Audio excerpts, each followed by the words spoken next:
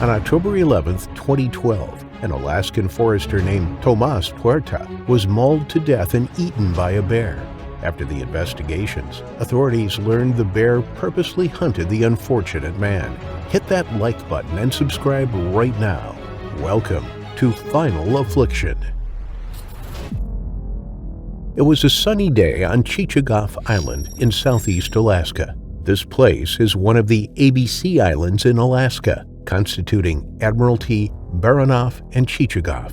Although it is the fifth largest island in the United States, it has a mere population of only over 1,000 people, making it one of the last remaining grizzly bear strongholds. The rich vegetation of pine, fir, alder, willow, and blueberry decorates the vast landscape, concealing the teeming population of bears. In fact, this immaculate backdrop holds more bears per square mile than any other place on Earth. Chichagof Island is a bear paradise. To support the vast ecosystem on the island, an equally enormous collection of rainforest trees must be maintained to ensure the untainted beauty of the island is kept that way. Consequently, the forestry sector steps in. A large portion of the island is protected by the United States Forest Service, an agency of the U.S. Department of Agriculture that manages more than 190 million acres of land in the country.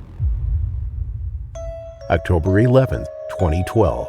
The chattering of people, forest rangers, and wildlife specialists permeated the Alaskan hush on Chichagof Island. Many workers here had been from around the country, some living a couple of miles away. That was the case of Tomas Puerta, a Sitka resident for 25 years. However, it wasn't always the case. As a young man, he lived in various other states before finally settling down in the town of Sitka in 1987. A big fan of the outdoors, the cowboy hat and boots-wearing 54-year-old worked as a tree thinner for the Tongass National Forest, playing a vital role in the Alaskan forest upkeep.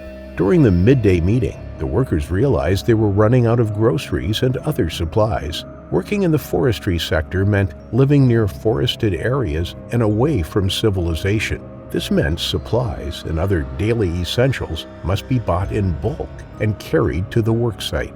In other cases, this may not seem like a big undertaking. However, for the workers at Chichagof Island, it was a 2.5-hour round-trip drive across chilly waters. The workers nominated Tomas to make the long run this time. As someone who enjoyed hunting, fishing, and riding motorcycles, the hardy man, Tomas, happily granted his co-workers' request.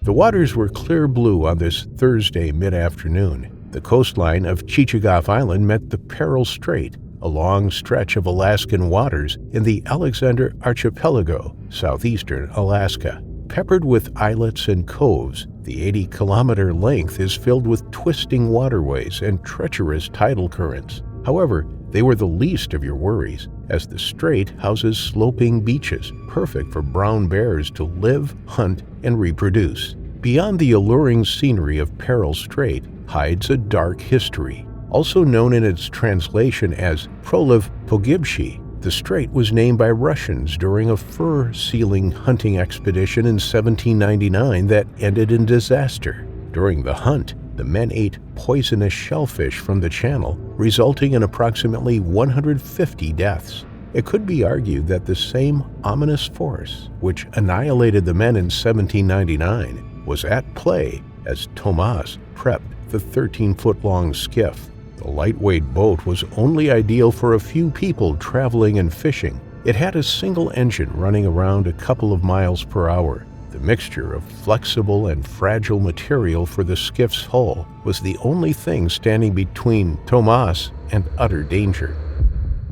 Pushing ahead, Tomas made his way to the clear waterways, sighting the beautiful little coves and islets that were so distinctly Alaska along the way. Eventually, the coastline up ahead was a welcoming sight for Tomas. He docked the skiff and proceeded to head toward the grocery store. It was a short trip, as he already had the list of what was needed back at camp. Tomas roamed the grocery and carefully picked out the necessary food and supplies. Tomas reached the cashier, paid for the goods, and carried the groceries to the docked skiff, carefully loading them. Tomas thought he would be back to see his campmates' happy faces sooner than expected. The lightweight boat heaved across Peril Strait once again, pushing along the path Tomas already took hours ago. Despite living in Alaska for approximately 25 years, Tomas still could not help but appreciate the earnest, almost divine picture of the Alaskan wilderness in plain and perfect view in the daylight. Unbeknownst to him, this was the last time he would ever see this. Tomas was pulling up near Poison Cove. Suddenly, against the tricky tides of Peril Strait, the skiff's engine became impaired. What a drag, Tomas thought. He tried pulling the engine again, hoping to resurrect it, but it had given up on him. As he made an attempt to fix it, Tomas looked around him. The way the currents were behaving, Tomas realized he could not stay motionless in the river for too long. The pretty strait was a femme fatale, after all.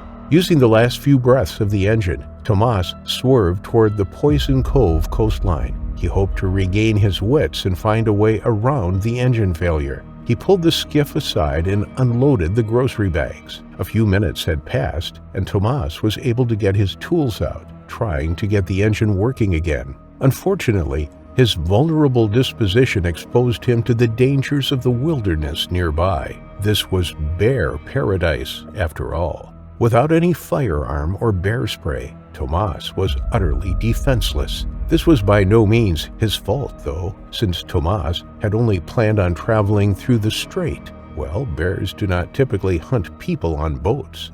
Under the mid-afternoon heat, Tomas lifted the boat's engine hood and began tinkering. Almost an hour into this, however, the weather had suddenly gotten too chilly. Tomas felt the cold wind pervading through his bones, prompting him to drop what he was doing and decide on a different plan. Tomas looked at his surroundings. He saw the lush vegetation scattered across, fading toward the background as he looked farther ahead.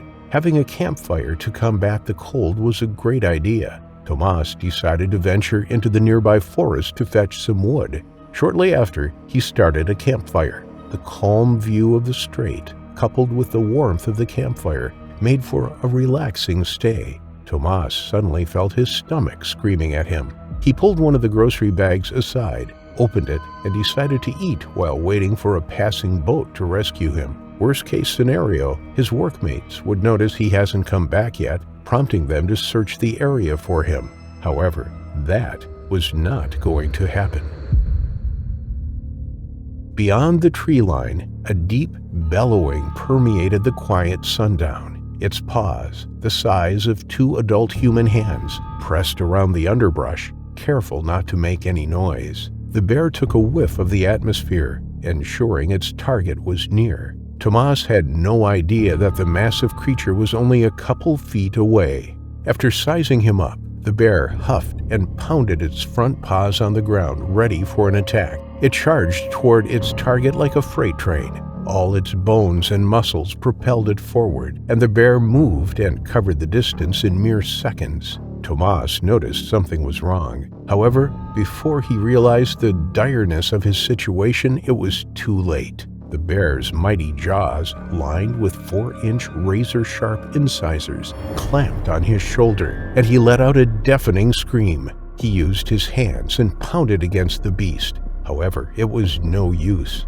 The couple 100-pound predator couldn't feel as much as a tickle. It grabbed hold of Tomas with its powerful paws. Tomas fought as hard as he could. He thought about his family, his wife, son, and daughter, the ranch in Mexico. His feet painted desperate furrows in the sand as the predator began pulling him toward the trees. Tomas knew if he crossed that area, there wouldn't be any hope left for him. He struggled and used all his strength to pull against the ferocious beast. However, it was no use. Tomas put up a good fight. He was a hardy man after all, but the bear was too powerful. The creature pulled him toward the trees, and just like that, 54-year-old Tomas Puerta disappeared. Eventually, after realizing he hadn't returned, Tomas's campmates reported him missing to officials. It was Sunday, October 14th, almost 4 days since he went out on a grocery run. The workmates were seriously worried. Various searches were done across Peril Strait, where he supposedly went through. some people volunteered to join in on the rescue mission. Consequently, a Good Samaritan vessel approached Poison Cove and noticed an unusually docked skiff. As people went down to investigate, they saw a campsite with evidence of a struggle. Following the trail of disturbance through the trees, responders reached a bear cache. Suddenly, they were confronted by a large female grizzly bear and her 2 cubs. As the beast acted aggressively toward them, the group decided to head back and phone authorities about their find. When responders arrived at the scene, the bear and her 2 cubs were missing. Nearby, they spotted what they had been looking for. It was the partially eaten remains of Tomas. Eventually, Alaska State Troopers and Sitka Mountain Rescue secured the kill site. They planned on hunting the bear and eventually did. Sadly, that was what became of Tomas Puerta. Although bears are dangerous creatures, attacks on people have never been that common, even on Chichagof Island. Unfortunately, because of the large population in the area, it was only a matter of time before an incident like this happened. One of the world's deadliest predators brutally mauling you as you approach your unfortunate final affliction.